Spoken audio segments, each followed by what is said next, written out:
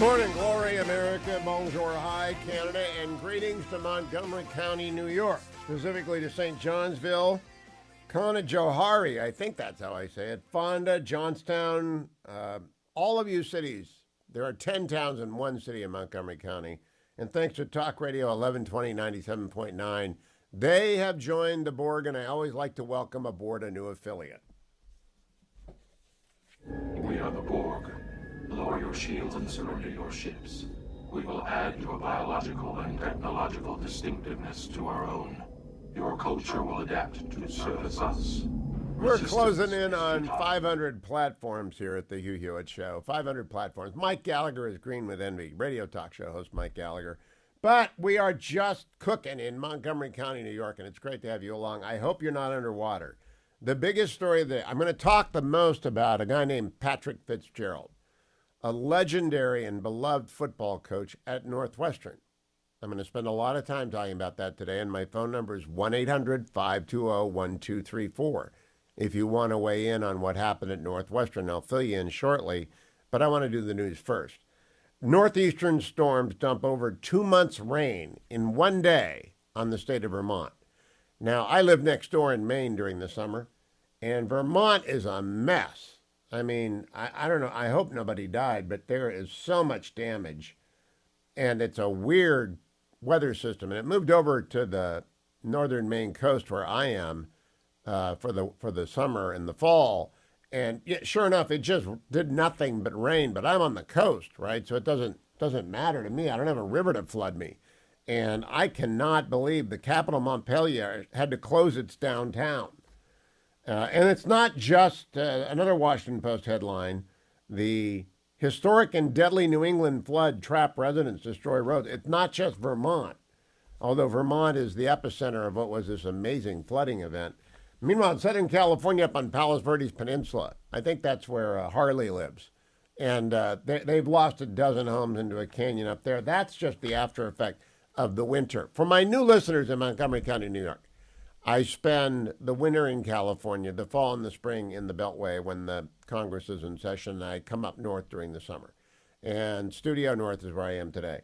And all during the winter, all I did was complain about the fact that it was California and just rained. It just rained and rained and rained. Then I came to Maine and all it's doing is raining, raining, raining.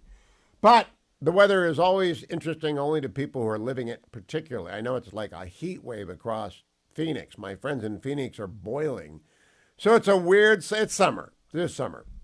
We're also into the slow news season, right? So I just want you to understand between now and the first Republican debate hosted by Fox in Milwaukee in late August, there really won't be much news. There's some fundraising news today, but there won't be much real news. Former President Trump has asked the court in Florida to delay the trial in the classified documents case originally set for August. Then the government moved that it be moved back to December. And the former president wants even more time. I don't think it's going to happen before 2025, but Rusty Ricardo, otherwise known as Razor Ricardo, tells me he's thinking early 25, and I'm not. I'm thinking after the election. Hey, it's Amazon Prime Day. Now I want you to go and spend a lot of money. I own Amazon stock, but it's Amazon Prime Day, and as a result, the stock went down yesterday because whenever anyone's about to make a lot of money, the market goes in the opposite direction. And there's no telling what it'll do this year. I expect it will do great things. Turkey, yesterday I spent a lot of time telling you that Turkey was opposing the entry of Sweden, and therefore we should just kick them out. They changed their mind. Sweden's going to come in. You know why they changed their mind? Because we gave them the F-16 jets, not F-35s, but F-16. So they're having a nice NATO meeting, and so now Sweden gets to join because Turkey's meatheads have said, okay, we won't object anymore. In Russia, the submarine commander who fired on a Ukrainian city from his submarine was shot dead on a morning run. Now, he was in Russia. This means Ukrainian partisans and anti-Russian activists are taking to the streets there. Biden has been screwing up everything on his trip to see Sunak. President Biden was wandering around Buckingham Palace looking lost and dazed. And I mean really looking lost and dazed. And King Charles, not Prince Philip, King Charles had to grab him by the arm a few times and take him this way or that way. I'm sure everyone is saying, oh my goodness, what's going on there? Meanwhile, the U.S. attorney who is investigating Hunter Biden says the investigation is ongoing, and he's defending his conduct. He's saying, oh, everything's good here. No, it's not. Nikki Haley raked in some cash. I mean, eye-opening numbers. She pulled in $5.3 million in small donors. She pulled in $7.3 million in 3 committees affiliated with her, and a super PAC supporting her candidate pulled in $17 million. So that's close to $32 million total. But remember, individual donors to candidates are far better than super PAC contributions. The New York Times is disbanding its sport department. Now, that's not really what it's doing. It's replacing its sports department with The Athletic, which it bought. The Athletic is a fine website. They're very comprehensive. They're very good. Better than Bleacher's Report, and I use The Athletic a lot. So the New York Times isn't firing its sports department. It's replacing its sports department and rebranding it. First reading of the first judicial reform bill in Israel passed, and so the left is upset. And there's an in-depth investigative report in the New York Times on why pickleball is so popular. And apparently Threads is rising. Now, I'm over at Threads. I'm at Hugh at 3 on Threads, which is my Instagram account, right? And I put a few things there, but I'm not sure I'm going all in on Threads yet. I just always stake my ground. My Instagram account is Hugh at 3. I don't use it because Facebook, Meta, Instagram, and Threads vacuums your data. And I mean, just vacuums your data. And I'm not a big fan of that. Twitter does not do that. Now to Patrick Fitzgerald. This story, I think I ought to use some clips to set it up. Let's start with, if I can, Harley, with cut number 1, Pat Fitzgerald's statement to ESPN. Late tonight, Fitzgerald released a statement to ESPN. It says, in part, quote, I was surprised when I learned that the president of the Northwestern unilaterally revoked our agreement without any prior notification. I've entrusted my legal counsel to take the necessary steps to protect my rights in accordance with the law.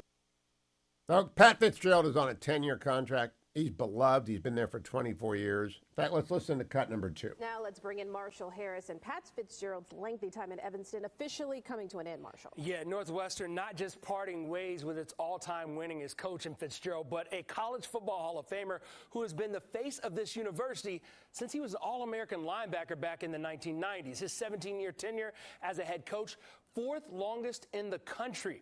And the missteps, they just continue for Northwestern. Wildcat players weighing in on social media after they say they found out the news on Twitter. There was a team meeting, but the school president and athletic director, both on vacation, they participated via Zoom. And according to these players' tweets, neither were taking any questions from the players. So now those players without a head coach just a few weeks before beginning practice for the upcoming season. The last 2 years were struggles for Fitzgerald. That includes last season, which started with a win, before 11 straight losses. Fitzgerald was 2 years into a 10-year, $57 million contract. His time in Evanston comes to a close after 26 total seasons with the program, 4 as a player, 5 as an assistant coach, and the last 17 as head coach. He led the Wildcats to 5 of their 6 bowl wins in school history. Defensive coordinator David Braun expected to be Northwestern's acting coach. He just joined the team in January after serving as defensive coordinator at North Dakota State. A difficult time right now in Evanston. Coming up in sports, we hear from a current player defending his now former coach. Now, what I got to tell you about this is that there were allegations of hazing.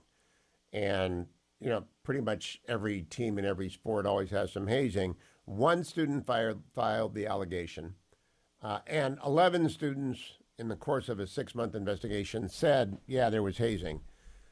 Patrick Fitzgerald was exonerated of any knowledge of this in the report.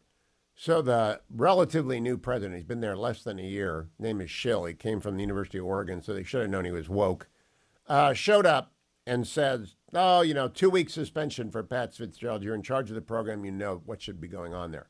And I thought that was kind of stupid because if you don't know, you don't know. And, I mean, he really didn't know.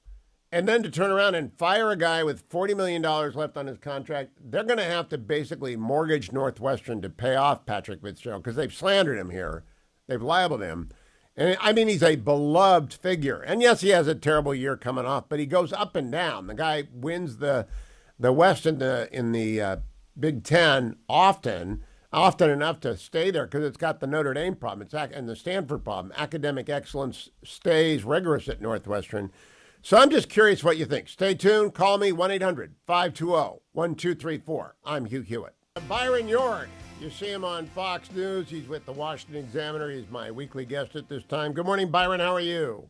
Good morning, Hugh. Doing well, thank you. I have a bee in my bonnet, to use a very old phrase, about the firing of Pat Fitzgerald at Northwestern. I'm going to come back to that. But first, what do you make of Nikki Haley's haul, which is quite large?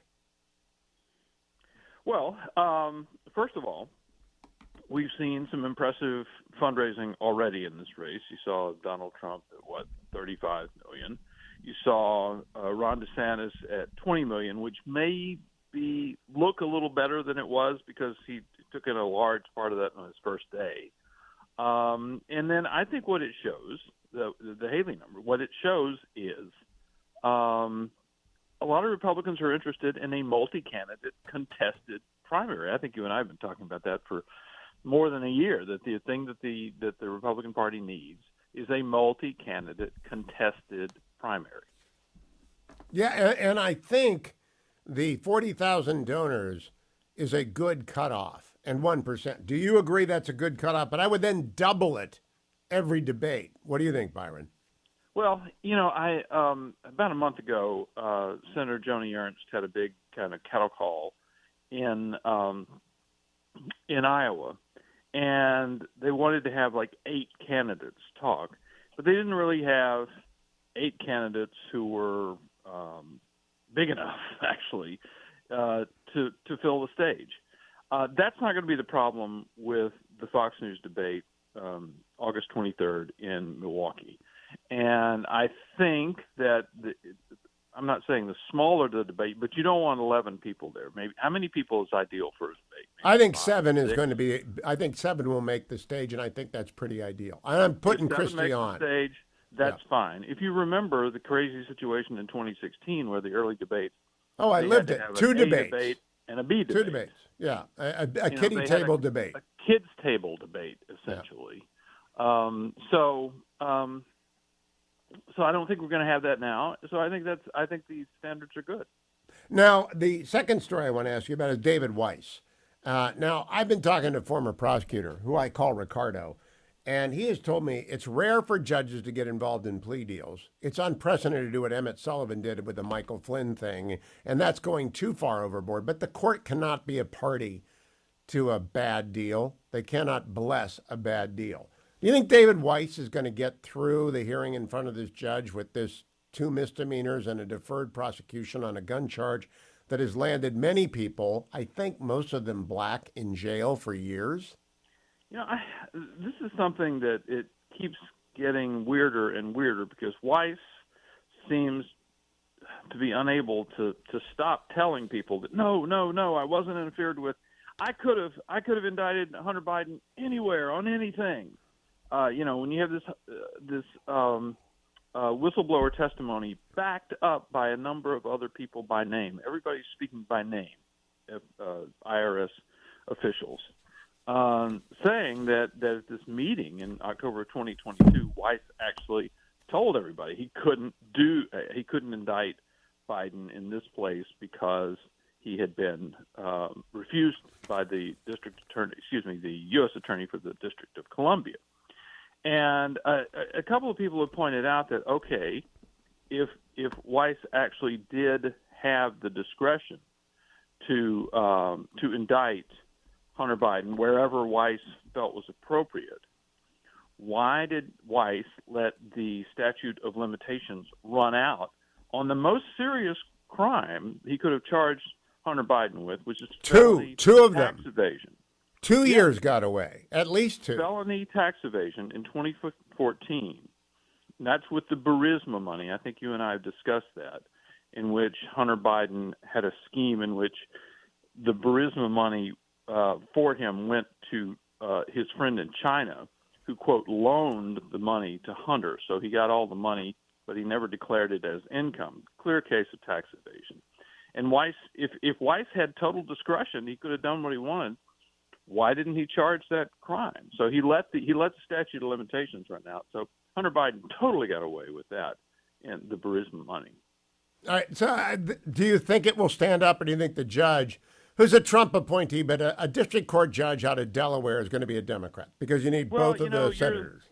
You're the lawyer here. How often do judges throw out plea deals like this? Not often. It's very rare, but they could require the attorney general, the deputy attorney general, or the head of criminal to show up. They ought not to go whole hog like Emmett Sullivan. He got knocked down by the D.C. Circuit for blasting the Department of Justice for the Michael Flynn retraction of their prosecution. So it's not often they get involved, but they cannot be a party to a fraud. That's what the courts have got to be worried about. And this strikes everybody as fraudulent, Byron. Well, in the Flynn case, the judge just decided to prosecute Michael Flynn. Right, right. You know, the Justice Department said, no, look, Flynn was railroaded here. We're dropping the whole thing. And the judge said, no, you're not. I will prosecute him. Yeah. And so you basically can't do that. So I have to tell you, I think this will probably go through. This Hunter Biden plea will probably go through, and our hope of finding out what actually happened in the Hunter Biden case rests with the Republicans in the House of Representatives and Senator Grassley. But you know, Byron, if this was Don Jr. and he got a drug charge a gun charge of this sort that lands many, many people in jail, the press would be swinging from the top of the New York Times building, shouting corruption, and they're letting this go. I can't believe it. Now I want to get to Pat Fitzgerald. You're not a Northwestern grad, right? No. Neither am I. And so, but you know the town is lousy with Medill grads, so they're all going to be talking about this.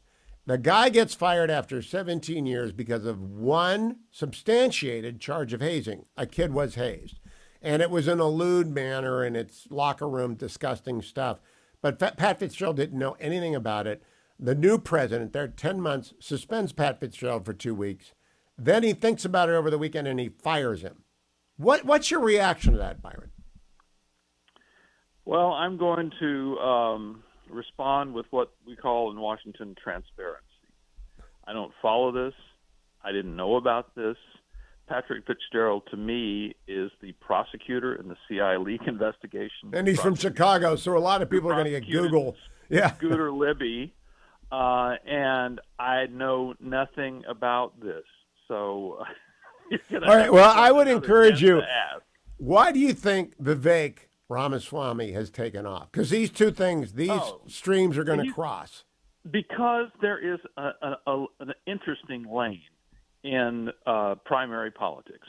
There's room. You have all these candidates who are so careful, and they planned everything, and they planned all of their talking points, and they just talk with their talking points, and they're not very interesting. I mean, we have to say how boring a lot of politicking can be. There is room for an interesting candidate. Newt Gingrich filled that lane in the 2012 race. Yep. And, of course, Donald Trump was just so dominant in 2016. He was the interesting candidate, the strong candidate, the dominant candidate, every candidate. But I think now, the Republican voters I've talked to, they'll say, I'm going to vote for Trump. I think he deserves another shot. Or they'll say, I think it's time to move on to somebody else, and I think maybe DeSantis is that guy. And then they'll say, one person I think is really interesting is Vivek Ramaswamy. And so he's saying interesting things. And he's made this all for himself. I mean, he's very wealthy, he has his own money, but this is not a case of somebody actually buying a certain amount of a level of interest in him. It's actually being an interesting guy. Well, watch that space, because I think Vivek is going to talk about Pat Fitzgerald, because this is coming under the category of woke. Right. It looks to me like you got a 6-month investigation that clears the coach of any knowledge of one incident of hazing. They find 10 other people over the course of 17 years. Yeah, there's some hazing. And then they fire him. And there's an allegation of racism thrown in that has been disputed by everyone who played for him. And I think this is the president of Northwestern came from the University of Oregon, which is woke central. And I think this is a woke aftershock. And I think Vivek is going to be talking about it by the end of the day. You can write that down because I just think the Vivek momentum is not only because he's interesting, because he's talking about subjects about which Americans have had it. And by that, I mean, we're just sick of many things. Do you agree with that, Byron? We are indeed sick of many things. And his anti-woke crusade, I think, has been the basis for his entry into the race. But I think he has branched out into a lot of other stuff. Yeah, and he's interesting, but half of America is just sick of stuff. And it might be 70%. It might be 85% are sick of stuff. And they're just overwhelmed by it. They are sick of it. And they don't even know how to articulate what they're sick of, but they're sick of it. I'll be right back. Byron York, always a pleasure. Follow him on Twitter, Byron York. I'm Hugh Hewitt. Welcome back, America. I'm Hugh Hewitt. Bethany Mandel joins me, and I don't know if Truman or any of her various children are with her today. How about that, Bethany? Who's going to pop up this week? I'm hiding in my bedroom, and the door is locked, so everyone pray that's for too me. bad. It's always more fun. Bethany, I want you, I'm going to play a Sesame Street game here. One of these things doesn't belong here. Number one, Northwestern coach Patrick Fitzgerald gets fired after being exonerated 72 hours earlier. Number two, Hunter Biden is getting off with a slap on the wrist. Number three, we still don't have the Nashville Shooter Manifesto. And number four, Moms for Liberty is being attacked as a fascist group. Which one doesn't belong in that category, or do they all belong there? So I'm not sure what number three is. I only know about number one because I listened in on the last segment a little bit. So I'm going to go with Hunter Biden for $100, Alex. And the answer is actually they all fit together. My theory is woke culture has completely absorbed elite decision-making, and that we never know what the reason is for anything because everyone's afraid of the woke mob. And I think Coach Fitz go ahead. No, it's funny because the number one rule of parenting, which I think that adulthood is just parenting, but a little bit more serious. The number one rule of parenting is always you have to have clear and understandable consequences whenever anything happens so that kids have sort of a framework within which to work, because if they don't know the consequences, then they'll just keep on misbehaving because, I don't know, we'll roll the dice and see how mom and dad feel today. Bethany, I know you don't know anything about Northwestern, but the coach has been there for 17 years. We're going to stipulate that he's beloved. My daughter went to Northwestern, so I've heard about him for years. Guy Benson is a big wildcat. Yes, I've heard about it. They're all over D.C. because of Medill. And everybody loves Fitz. I don't know him from Adam. But I do know that the new president, who comes from the University of Oregon, slapped him on the wrist and said, you had a hazing incident in your program, you're suspended for 2 weeks. And then 72 hours later, he fires him. Now, we don't know why. And we don't know why the Nashville shooter shot up the Christian school because we don't get the trans person's manifesto. And we don't know why Hunter Biden gets a misdemeanor. We don't know anything about any decision making. I think it's all diseased. Yeah, I mean, this is with all of these polling indicators that Americans have lost trust in sort of institutions and this is why, because it's never clear anything that's going on, and the whole system is crooked. And I hate to play this game because it's really annoying, but this is how we got Trump, because he will at least honestly say, like, yeah, this is, the system is rigged and it's all unfair, and he admits that he's a beneficiary of it. But also, Don Jr., if he had been doing lines in the White House, there's no way it wouldn't have been it resulted in massive, jail time. And Attorney Weiss is saying, no, the fix wasn't in. But, there are a lot of people serving a lot of sentences for lying on a gun application. Yep. And they are predominantly black, is my guess, because of the over-incarceration of black Americans proportionate to their population. What do you think they think about the Hunter Biden plea deal? I mean, I think that what we know and what the American public knows is very different, and that's by design. The mainstream media sort of doesn't really cover these things. They cover it sort of in isolation, and so they'll say, "Oh, this happened," but they'll never sort of connect the dots for folks. They're like, "Oh, Hunter Biden has done all of these things." So I'm not sure what the average American thinks about this. But I mean, the whole system is really crooked. The Hunter Biden story that bothers me the most, honestly, is his 4-year-old and his abandonment of his child, and the fact that Joe Biden has jumped along right with it. I think that's the story that will resonate with most Americans, and I think people are starting to hear about it. There was a great column in the New York Times by Maureen Dowd, I think it was yesterday or the day before, about it. Oh, when the tribe sees its leader falter, the tribe pretty much wants to throw them out. And the Axios story about Joe Biden's out of control, raging temper, combined with the Maureen Dowd column, it's like the memo went out to the elite talking heads to dump Joe. So it's funny that you say that, because I figured you were going to bring up that Axios report, because it fits right in with your, like, he's a few fries short of a Happy Meal. Like, that explosive anger. I don't know if you're familiar with people who have dealt with dementia, but my grandfather, when he would get frustrated because he didn't remember things, he didn't understand things, he would explode in fury. And that Axios report felt very, very familiar in that way. I did not have to deal with that. I dealt with aging parents, and they get short and they forget stuff, and you can't give them new information, and they don't want to change their habits. And I'll be that way in 15 years, right? I won't want to change anything. But I just think the entire elite class is diseased. And I think the American people are rebelling against that. And it's not blue and red. It's just, my God, who is making the decisions around here? Yeah, no, absolutely. And I also wonder that who is making decisions in the White House, because if you saw that video of Biden walking with King Charles yesterday, I'm not sure it's Joe. Oh, that was so embarrassing. But, I feel bad for the guy, and there's no way he's their nominee. I just don't see it happening. Bethany Mandel, follow her at Bethany Shondark. Oh, you've gone over to Threads, by the way. Are you going to join Threads? I mean, I have an account because I parked it, but I've never opened it again. And now they have all my data, so I'm an idiot for ever starting an account. You and me both. That's two of us. Bethany, great to see you, but bring Truman back. I know we don't want the kids in the shop, but we want Truman. Don't go anywhere, America. Hour number 3 of the Hugh Hewitt Show. Coming right back. Morning, Glory, America. Bonjour. Hi, Canada. Hugh Hewitt live from Studio North, and welcome especially to Talk Radio 1120 and 97.9 WKAJ.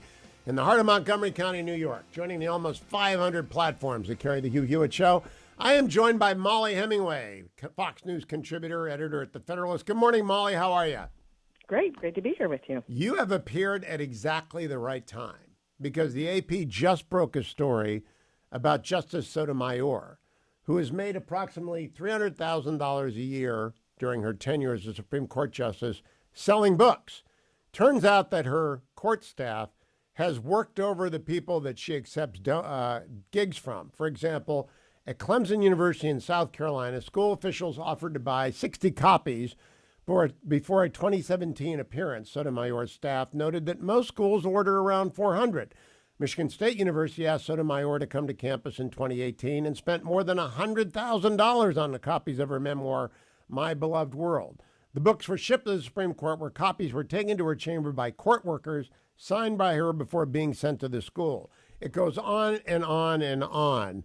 What do you think, Mollie? Is this going to get the same amount of attention as Harlan Crow and Clarence Thomas? It will not get the same amount of attention as the left's attacks on Republican-nominated justices, but it is interesting. Like, I think a lot of people were wondering how she had made so much money on a book that wasn't, that interesting to a general audience. This helps explain that this type of work has been happening while she travels to campuses. But it's actually just somewhat surprising that the AP even noted that there was an issue like this with a Democrat-nominated justice. Are you old enough to remember Speaker Wright? Yeah, vaguely. Okay. Speaker Wright wrote a book, and before he went anywhere, he had to buy 1,000 of them, and he made a lot of money, and he had to quit.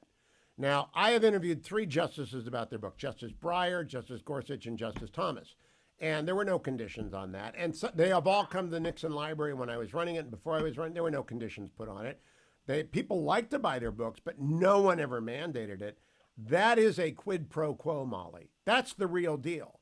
Buy my book. If I'm coming, you've got to buy my book. Isn't that a quid pro quo? Well, and these are taxpayer paid staff that are doing this kind of marketing work for the book. You know, it's not bad to try to sell a book, I guess, but to use court resources to do it and to put pressure on people in exchange for an appearance, I think, you know, it could be a problem, and it could be something that the Supreme Court wants to revise their ethics rules to note. Now, having said all this, she cannot be charged with any violation of an ethics rule because the court is it to itself. There's one rule. I've said all this stuff about Clarence Thomas is nonsense because the court exists independent and alone, and it can adopt rules of conduct, but they actually can't be enforced. The only way to remove a justice is to impeach them. But now we've got the Sotomayor precedent, Mollie, and do you think every story about Clarence Thomas will be preceded by a story about Sonia Sotomayor or a paragraph about her? Not at all. And it's just a reminder that this entire coordinated news operation, information operation against the court is not really in good faith. You know, we've had story after story. My favorite story, by the way, was the one where the New York Times accused Clarence Thomas of helping underprivileged children. The one that ran on Sunday, yes. I guess, where he was like, the Horatio Alger Society, yes. And it was written up as if it was somehow bad, and the whole time you're reading it, you're like, this actually sounds great that a man like Clarence Thomas would actually care about young, underprivileged people. But this whole coordinated effort is an attack on the legitimacy of the court because they are upset that the court is returning to a role of actually ruling on the Constitution and the laws of our land as opposed to legislating from the bench. That's all this is, and everyone should be very clear-eyed about that coordinated information operation. Now, I am a big believer in the one standard rule, meaning the rule of law. Everybody's treated alike. We have got a coach at Northwestern being fired over a hazing incident about which he knew nothing, and the university confirmed that. And it's a new college president who came from the University of Oregon, so I assume he's thoroughly woke. And I got a note from a friend who went to Pennsylvania saying, I'd like to know what the University of Pennsylvania did to investigate the origins and funding of the Penn Center, Biden Center, the allegation surfaced of foreign funding, ambassadorships for the university president, chairman of the board of trustees, arguably as important as a football program, and misdeeds I've seen nothing and have halted my paltry giving. Have you seen any investigation by the University of Pennsylvania into the Biden Center or the funding? In fact, perhaps the opposite, and understandably so, because they were getting a lot of money funneled through their institution because of the Biden Institute's relationship to the university. High-level foreign funding running through their university doesn't look good for them, and it's an embarrassment, and it would probably make a lot of high-level people very uncomfortable, and so they haven't even pretended to investigate. So Pat Fitzgerald at Northwestern, have you followed that story at all? It stinks. Just a little. This is about the football hazing. Yeah. And he didn't know anything about it. They did a 6-month investigation. They give him a 2-week suspension. And over the weekend, the new president, been there 10 months, changes his mind and fires one of the most beloved figures in the Northwestern community. What's your immediate reaction to the outlines of that story? Without knowing the details on it, it just seems ridiculous. It just seems also like an overreaction to the initial story, too. There's a lot of bad stuff that happens with hazing, with young individuals, but it can be handled in much better ways. And also, like, overreaction to some of this stuff is really not healthy for young people. Also. Underreaction and overreaction are the bane of the rule of law. My third example, my paired sets of things. First, we're combining Thomas and Sotomayor. Then we're comparing Fitzgerald and the University of Pennsylvania. Now I want to compare Hunter Biden and Michael Flynn. Michael Flynn's plea deal gets revoked. Emmett Sullivan goes crazy, appoints a judge who comes in with a 30-page blistering report accusing Barr's Department of Justice of being corrupt. Hunter Biden gets the sweetest of sweetheart deals ever, Mollie Hemingway, ever. Do you think the judge in that case is going to probe deeply? I don't think so at this point, although I think they thought when that sweetheart deal was agreed to that they could push it out as, you saw some of the early talking points. Oh, see, this shows that nobody's above the law and that the Department of Justice is fair. They're going after Hunter Biden. Unfortunately for them, the entire country reacted with, are you kidding me? They knew that other people, like even yesterday there was this indictment of someone for a FARA violation, a failure to register as a foreign agent, and everyone's thinking like, wait a minute, how did Hunter Biden get away with no FARA violations when that's something that you can level at the drop of a hat? They tried to pretend like this was a really good enforcement of the rule of law. Nobody believed it because of just what an amazing sweetheart deal it was. They know people with gun violations that get up to 10 years in prison, and Hunter Biden got a plea with nothing. So a deferred prosecution agreement. And I know people who have gone to jail for federal income tax evasion, gone to jail for a long time, for a lot less money, and they did not let their statutes run. Joe Biden's son got off with 2 federal income tax evasions with nothing, 2 with misdemeanors, and a gun violation. This is the Democrats, mind you, a gun violation that has landed thousands of people in jail. I haven't even seen one story on how many people are in jail for a similar lying on an application to get a gun. But I saw that the Department of Justice was thinking about delaying a finalization of this deal out of, that there might be some concern that it needs to be reviewed or something, like that their effort to make it seem legitimate wasn't working, and so they might have to review it in some way. There's so many swirling issues, whether, just even like, to me, finding the cocaine in the White House and who knows that belongs to, but a lot of people just sort of reasonably say, like, this reminds us of how weird this deal was for Hunter, which involves drugs and guns and taxes, and we have an unresolved issue at the house where he apparently is living. This is a PR disaster for Biden and the Justice Department. And the double standard, Mollie, on everything. There is a double standard that is like the Titanic going down on every single story. And I think the reason that Vivek Ramaswamy has done so well is he speaks bluntly about many of those issues about which there's a double standard, especially where wokeism rules. Last minute to you, Mollie. Well, that's why he seems to be of interest to people. And I also was disappointed Chris Christie yesterday, who would be a natural fit for talking about this major Republican concern about 2 standards of justice. He's out there praising Christopher Wray, using some of these talking points about Donald Trump being a Russian asset. It just doesn't seem like he's actually trying to win the Republican nomination when he's talking that way. But anyone who wants to win the nomination needs to understand 2 standards of justice is probably the main unifying issue for the Republican Party. That's it. It's the 2 standards is not acceptable because it's going to screw us eventually. Mollie Hemingway, MZ Hemingway on Twitter. By us, I mean every American. I'm going to come back and talk to some people about Coach Fitzgerald. Don't go anywhere, America. I'm Hugh Hewitt. Welcome back, America. Senator Tom Cotton is in deep, deep, deep trouble. He drove past Warren, Ohio this week and did not stop at the hot dog shop. Senator Cotton, what do you have to say for yourself? Hugh, it's good to be back. Good to be back in session in Washington after my 12-day, 3,400-mile road trip with family. What I have to say for myself is I think what any father who's been on such a long road trip with his family said is that we had to make time, Hugh. We had to make time. I get that. Okay, duly accepted. Senator, you're on Judiciary Committee, right? I am on the Judiciary Committee, yes. Have you read the AP story about Justice Sotomayor yet? I saw the news, that apparently, according to the story, Justice Sotomayor's staff encourages, let's say, institutions that host her for speeches or other events to buy copies of her books. Surprisingly, it's not getting above the old front page coverage from New York Times. I bet it's not the lead story on CNN or MSNBC, unlike the left-wing media's hit jobs on Justice Alito and Justice Thomas, just another example of the double standard the left uses in their campaign to try to delegitimize the court because it has a center-right majority on it. Now, there was a deep, deep interest in Justice Alito's fishing trip from a decade ago because Paul Singer had some connection with a case that didn't get heard. Now I look here that Justice Sotomayor's staff pushed University of California, Davis to buy her books, the University of Wisconsin to buy her books, Clemson University to buy her books. She has made $3.7 million since she joined the court from book sales. Now, you're an author. Have you made $3.7 million from Only the Strong? I haven't gotten my latest royalty statement yet, Hugh, but I don't think I've quite cracked that measure yet. I certainly would like to, as I know you would as a fellow author.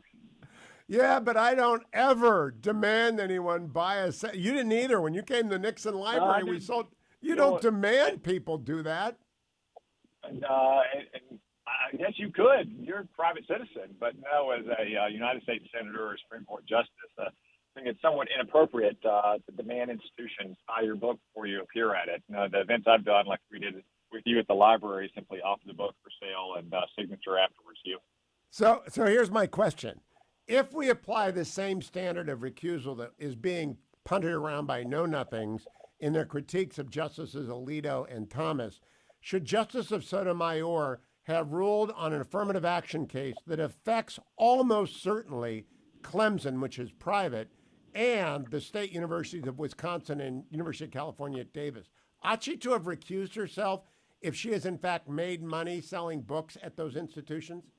Well, Hugh, I think it's a question that's worth exploring next week if we proceed on the Judiciary Committee as Dick Durbin proposes on their sham bill to impose an ethics code on the Supreme Court that, as you have said in the past, could very well be unconstitutional, and that is really simply part of their campaign to try to delegitimize this court. Because, of course, if it's good for the goose, then it's good for the gander as well.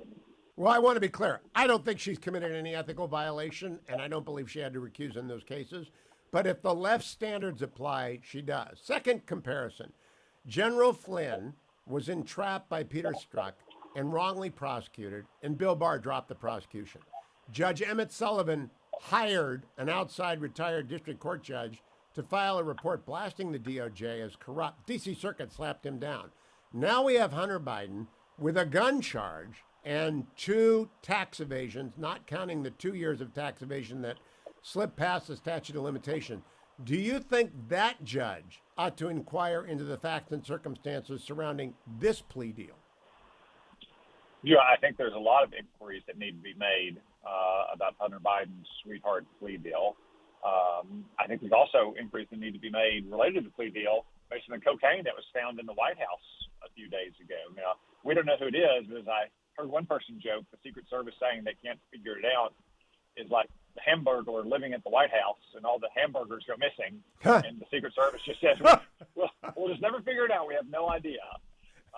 You have Hunter Biden, who is a self-admitted cocaine addict, living in the White House, and cocaine turns up.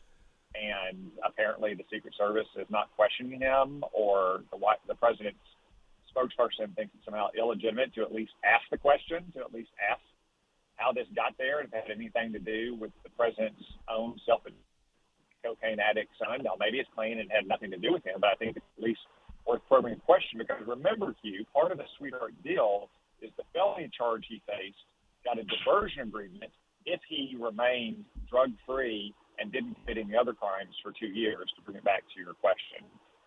So I think there are a lot of things that need to be asked about the sweetheart deal into the case against Hunter Biden, to include all the issues raised by the IRS whistleblowers that the U.S. attorney, who was supposedly the special counsel in this case, was not allowed to pursue charges against Hunter in places like Washington, D.C.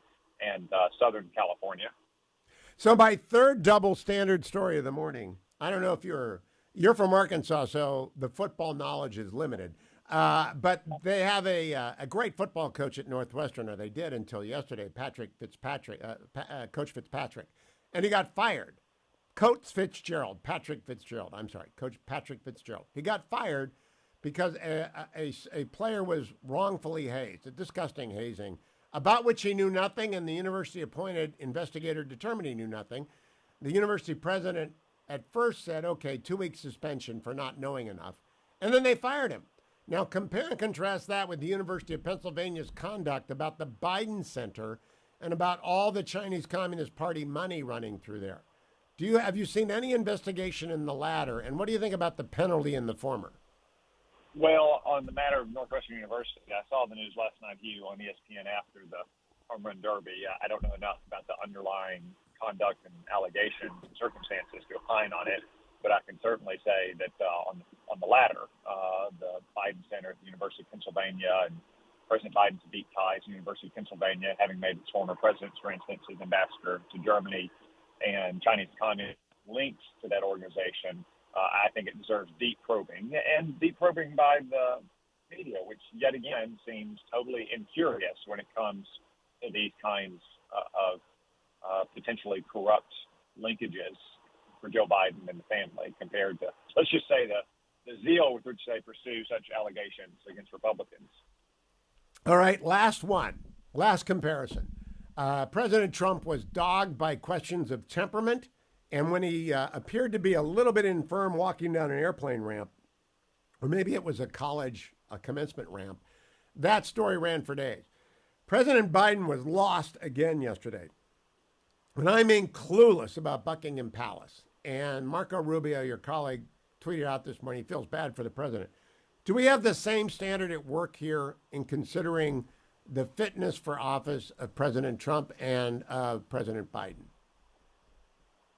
Hugh, let me just say, given your theme this morning is media double standards, if that's all you're going to talk about, I'm not sure 3 hours is long enough to discuss them all. In fact, I'm not sure you have enough years left on our earth to discuss them all. I may not. You can't dedicate a show entirely to that, but no, of course not. Yeah, Donald Trump uses a hand railing to walk down a slippery ramp at West Point, and it's a 5-alarm fire for the media.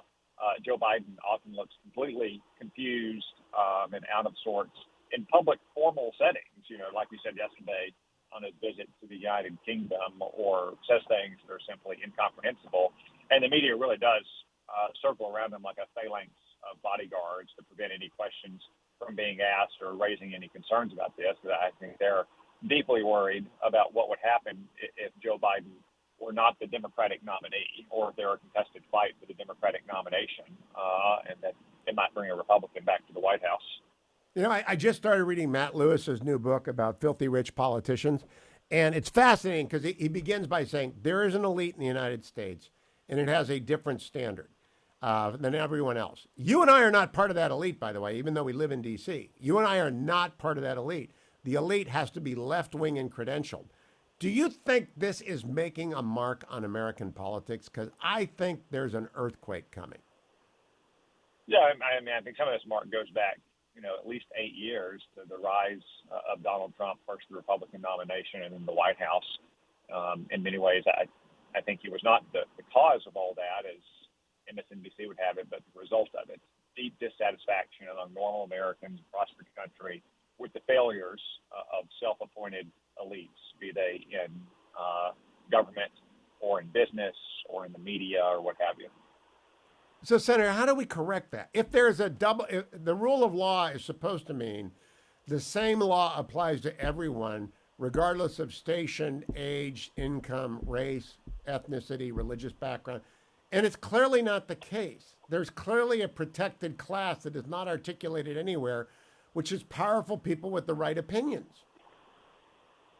Well, all joking aside, I think simply pointing out these double standards, as you've done with me and as you frequently do and other center-right commentators do, is very helpful. It exposes it in a way that it wouldn't get exposed 30 or 40 years ago, before the rise of talk radio and the internet and more conservative or just center-right voices with large platforms. Second, on the government front, I think, I'd like to have the Republican Senate again, so that Congress can be more active than we are now, and a Republican back in the White House to undertake the far-reaching reforms that are needed, in particular in institutions like the Department of Justice and the FBI, which at their highest ranks have unfortunately become deeply politicized under Joe Biden. Last question. I think Leader McConnell and Steve Daines, who's running the NRSC, are doing a fine job. Do you like it when the NRSC intervenes in primaries, Senator Cotton? Well, I know that Senator Daines has endorsed in some primaries, to include in his home state of Montana, where he's joined me in endorsing Tim Sheehy, a combat-wounded former Navy SEAL and very successful businessman, to take on John Tester. I'm not sure that means that the NRSC as an institution has also endorsed, but I would say that Senator Daines has done a great job so far finding good candidates, recruiting them, encouraging them to run. In some places, he's endorsed a single candidate like Tim Sheehy or Jim Banks in Indiana. In some places, we're going to have competitive primary, but we have great candidates across the board running like we have in Ohio. And I'm confident that we're going to have the right candidates. We're going to have a successful victory next year, in no small part to the hard work of Senator Daines and Senator McConnell. I did not know you had endorsed Tim Sheehy. I'm glad to hear that. But when you campaign in Montana, it's longer than your drive back from wherever you were to D.C., isn't it? Well, let's see. We went home for the 4th of July recess by land, and then we visited Nebraska, where I did some campaign events with Senator Fisher, who's up for re-election, and visited Strategic Command, and then on to Minnesota to see the in-laws, and then back to D.C. If you stretch it out in one straight line, we can get to Montana. And you had the boys with you? The whole shooting match, even the dog, Hugh. You know, Senator, I never had the courage to take the family on a road trip, so I salute you. Maybe that's because you're 101st Airborne vet, but I actually never had the courage to do that many miles. But you passed the hot dog shop, and that's a mark on that's on your permanent record. Senator Tom Cotton, thank you. I'll be right back, America. Stay tuned to the Hugh Hewitt Show. Back, America. Quite the story this morning from AP. Justice Sotomayor has earned $3.7 million since she joined the court in 2009 via book deals and book sales, and she has pressured she and her staff have pressured universities and libraries where she's appeared to buy large quantities of that book. To join me now to discuss this, Jordan Sekulow. Now, Jordan is one of the co-hosts of Jay Sekulow Live and the executive director of the American Center for Law and Justice, and he knows the law, and he knows Clarence and all these people. Jordan, welcome. Good morning. Have you had a chance to read the story about Justice Sotomayor yet? Yeah, of course. And I mean, I think, Hugh, what it goes through this idea that this kind of double standard around. We know that justices, they're specifically allowed to supplement their income doing events, speaking events, books. That's never been something hidden. It's never been something that no one knew about. In fact, if you worked for a university or people at universities, there's a lot of times these justices would do the summer trips over to Europe that students would do, and of course, they're being compensated for that. Now, Jim Wright had to resign as Speaker because of sweetheart deals with publishers. And this is very different from Clarence Thomas enjoying hospitality, or Stephen Breyer wrote a book and I interviewed him. Justice Gorsuch wrote a book, I interviewed him. Justice Thomas, I interviewed him. You know what it's like when you're selling a book. But if your staff is leaning on a university to buy 1,000 books and they don't, does that strike you as inappropriate? I mean, that to me is a little bit over the line. It just seems like, again, you're pressuring the institutions that may want to invite you, may want to utilize you. I do think, again, the better move here would just be to let this separate branch of government operate in a way, treat everyone the same, treat everyone fairly. There's no indication here that anyone – and I think this is the real point. I mean, I get why we're focusing on it because there's war on conservative justices, which is so unwarranted. I mean, their lives are in danger. Still, Brett Kavanaugh has to have a massive amount of security just to do his job, and that's unfortunate. But at the same time, if there's no, quid pro quo, I need to go back to a word that I never wanted to go back to again, or phrase.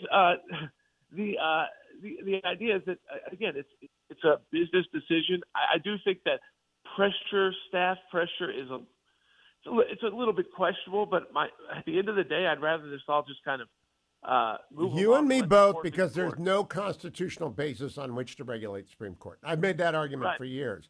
But if we're going to slam Justice Alito for going on a fishing trip 15 years ago with Paul Singer, well, then should Justice Sotomayor, and he didn't recuse himself from some denial of cert, should we not be asking why Justice Sotomayor is writing a dissent in the affirmative action cases when she's taken all this money from universities and pressured them to buy her book?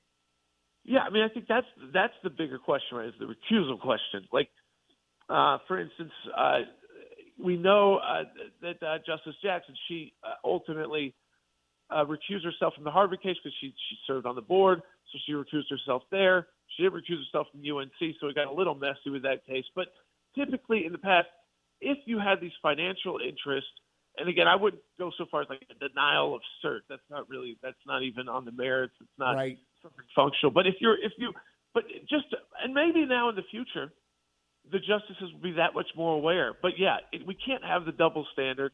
It seems like with them, they hardly ever recuse themselves on the left, and we see this in the lower courts as well when they have clear conflicts of interest, like their wives or husbands may be working for the other side of an issue, whether it's a political case, and the person that they're the judge overseeing a case, and the wife or husband has worked for the opposing candidate to that person. I mean, these are the kind of situations, again, like you said, it's tough to regulate.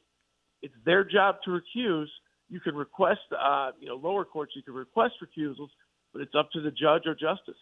Now, Jordan, all I want is one standard. You know General Flynn's case when the Department of Justice decided misconduct and dismiss, and Emmett Sullivan went nuts and hired a retired judge to look at it. What kind of inspection should Hunter Biden's plea deal get, given the Sullivan standard vis-a-vis General Flynn? Yeah, I think, listen, when Judge Sullivan, in that situation where it was usually, we're used to this kind of being, at this point of a case, it's basically done. Like, you don't really have this kind of intervention. Now, I think what would have to happen here with Hunter Biden, it could be the judge. It's possible the judge says there's too much. I've seen too much already come about this just publicly. That I don't know that this is the right time to close out this case, but I think it would be a lot stronger if David Weiss, the U.S. attorney, he has the ability also to withdraw the plea. He'd have to go to the court now because they've gone past that step. But I think if you added that step, I still think it's probably uphill because it's just unusual to see. But with all of the new facts, whether it's the WhatsApp discussion or everything else, I think it's still a possibility. I think you're right, Jordan, and I look forward to talking with you about it in the future. Jordan Sekulow, one of our go-to guests on the law. You can find him on Twitter at Jordan Sekulow. You can listen to Ask Jay Sekulow, and he's co-hosting that. And he'll be co-hosting for me. He'll be guest hosting for me down the road, so look forward to that. Thank you, Adam. Thank you, Ben. Thank you, Harley. Thank you, Jordan. Thanks all of you for listening. I'll be back tomorrow on the next Hugh Hewitt Show.